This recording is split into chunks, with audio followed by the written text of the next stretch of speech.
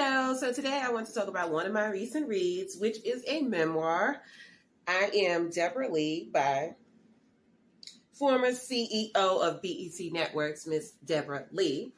So I had no time for another book in my schedule, but I saw Debra Lee on, I think it's Good Morning America. I'm not too familiar with the morning shows, but it's the one that Robin Roberts is on.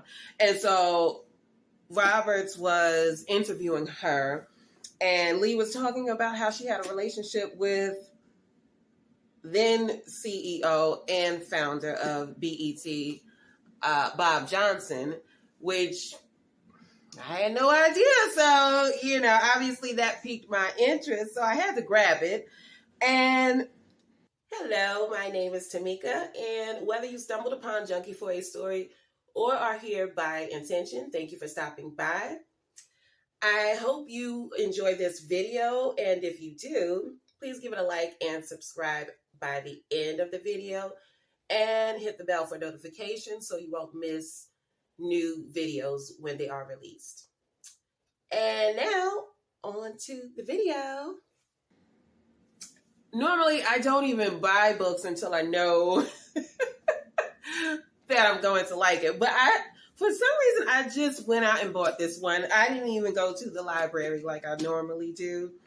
And then when I looked into whether my library had the book, there was a waiting list because they hadn't even purchased it yet. So anyway, I'm glad I got this from Barnes and Nobles. And another thing, well, maybe you don't know, but I am quite judgmental about the page count, okay?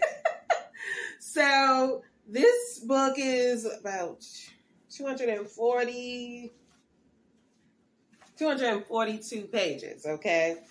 And normally that would turn me off, Yes, 242 pages. But when I read this book in a weekend, I was not disappointed, okay?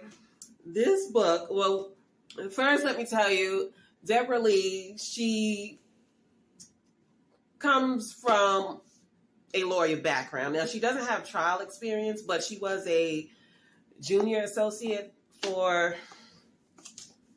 I think it was Steptoe and Johnson. I will correct myself later, but I think that's the name of the law firm she was with. And then from there, it was at that law firm that she was introduced to Bob Johnson, who was, at that time, he was an entrepreneur, but he founded the BET Network, but it was in its infancy. It wasn't nearly what it is today, right?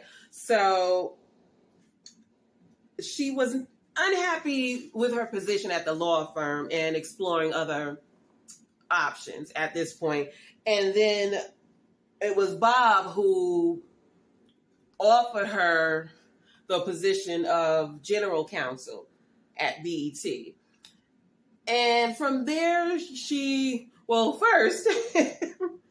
she took that position without negotiating her salary. And then when she got there, she learned that Bob Johnson, he had an egalitarian style of paying his executives, okay? Now, that's not a big deal initially, right? Okay, yeah, so it was Steptoe and Johnson in DC. That was the law firm that she worked for. And so they had Johnson as a client. And like I said, it was still in its infancy, not nearly what we know it as today. And it hadn't even become a public company. It was still private at that time. So he offered her the position of general counsel, and he gave her a budget of $100,000. That included her salary, which was $50,000. And that is what he paid everyone. He said he paid all his executives flat salary, $50,000 annually, and all of his executives got the same bonuses and salary raises, etc. It's just, that's what it was. So she finds this out after she takes the position, and then she learns she has to take a pay cut. So that wasn't smart, but again, it sounds like at that point in her career, she wasn't that business savvy, and so she learned from her mistake in that situation. But when you read this book, I mean, you learn so much about her journey through the echelons of Black entertainment television. And it was disappointing to see that a lot of the men at the company weren't in support of her rise to the CEO position, because I'm not sure what year she got that position. I can't remember. But at that point, she had been with the company for, I'm not sure if it was 2 decades, but well over a decade, okay? Because she started with BET around 1986, I think. I mean, it was in the late 80s, okay? And then she became CEO in the 2000s. So she had been with the company and doing a number of roles. So she was the general counsel, but you could say she was his second person, Bob Johnson, that is, okay? She was doing everything, and in my opinion, he was exploiting her. And then their relationship became romantic, and I believe that was an attempt for Bob Johnson to further cement his influence over her so she wouldn't ask for a raise. Because at that point, she had been asking for a raise multiple times, and she was quite essential to his operation at that point. So if she left the company, that would have put him in a vulnerable state, especially based on how she tells the story, considering how cheap he is. I mean, he's quite frugal as a businessman. So if she left the company, nobody, we're talking, I'll just go into the 2000s, because she made it clear that she asked for a raise multiple times, but I'll just fast forward to the 2000s. No one entering the workforce would have accepted a position at BET for the money that it sounds like she was getting for the work that she was doing. I mean, she was doing a lot for BET, not just general counsel. I mean, she was handling business as far as marketing and advertising. She was wearing many hats within the company, and she was getting one salary, and not even a great salary at that. So I firmly believe that he pushed himself on her and expressed romantic desires, but that was a calculated move just to keep her in the company, but also because I felt like it would complicate her asking for a raise. That's how it came across to me. But you can read the book and decide for yourself. But anyway, this book, I mean, it's only 42 pages, right? But there's a lot in here, okay? And when the situation with her and Bob got tumultuous, it read like a Lifetime movie. It was just, there's a situation where he faked cancer. Oh my goodness. And then she was talking about this unauthorized biography about Bob Johnson, and yeah, that one is hard to find for some reason. So I guess he's still got some power because he knows how to keep his reputation out of the spotlight. Okay, but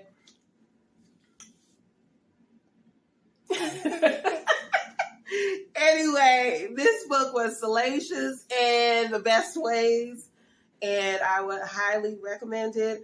And I also will say, I would read anything Debra Lee writes, okay? Because she has a great voice. She gets straight to the point. She doesn't waste your time. She's not worrying about appearing intelligent and using pretentious vocabulary. And, you know, sometimes people, they just go out of their way. But she comes across as a confident woman who's not worried about perception. And she just tells her story. So I think there is a novelist in her. I mean, she's like the Terry McMillan of memoirs, okay? I only say Terry McMillan because she's like in that age range, you know? But I don't really like Terry McMillan's writing. But I wish she would write some novels because she definitely got some inspiration from her real life stories that I would love to read in a novel, okay? And I would grab that immediately, okay? She has a voice. I love reading her story. And I think it's a great book for young women to read, but women in general and men to read, because she wasn't bashing men for their behavior, but she does talk about the complications that she experienced when she became CEO and how she was getting pushback from her male colleagues once she got into that position. She also talks about how she had no female mentors. She had no female executives to model her career after, and especially Black ones. But just female executives in general, she had no one to look to and be like, well, I want to be like her. It was just men. And men were guiding her career and telling her, you know, which opportunities were better than others. And it's a shame that we don't have that many female executives. But I'm glad that she told her story, because oftentimes that's how women are forgotten in history, because they are not telling their story or someone else is telling it in a way that it gets forgotten over time. So I'm glad she lived to tell her story. We have it in a book and it is unforgettable. And yes, I would highly recommend it. I am Debra Lee. You should grab it.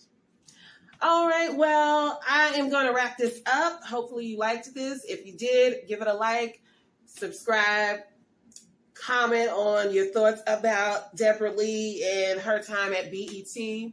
BET is in the news lately because they are looking for a new owner. There's now talks about Diddy wanting to buy BET, which... So, I would like for BET to remain Black owned, obviously, but Tyler Perry is not looking so bad now that Diddy has his name in the race. So, I don't know why, but I just don't think Diddy would be a good fit. But, you know, before they were talking about Tyler Perry and Byron Allen. Now, Diddy seems to be making his aspirations known. There's not too many, I guess, when it comes to who has the capital to own or acquire BET. I mean, obviously, if we're talking Black owned, there's not many names anyway. So I guess it makes sense Diddy comes up.